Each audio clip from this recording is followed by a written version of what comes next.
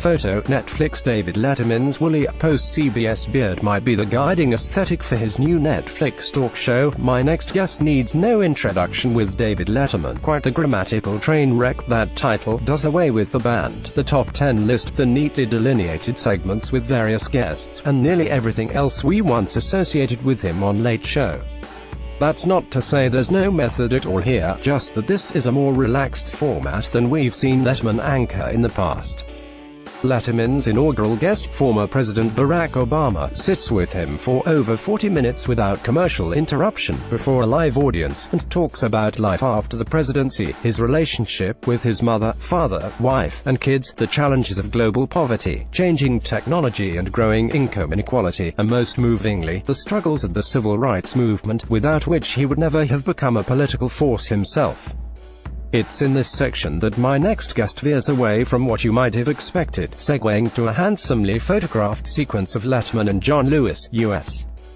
Representative for Georgia's 5th Congressional District, walking over Edmund Pettus Bridge in Selma, Alabama, the site of two legendary marches in 1965, one of which found Lewis enduring a beating by police.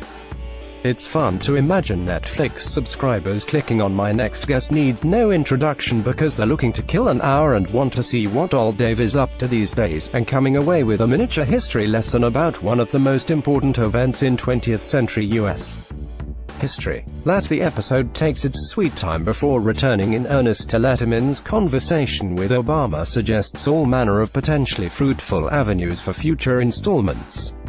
Freed not only of commercial interruption but of the need to adhere to any particular structure, the show could go wherever Letterman's mind decides to wander. Other than the avoidance of anything related to Donald Trump, there's nothing about this Obama interview that could really qualify as news, not that Letterman gives any indication of caring about generating headlines. A quarter of the discussion is a bit fluffy, and much of the rest covers ground that has been well trod elsewhere.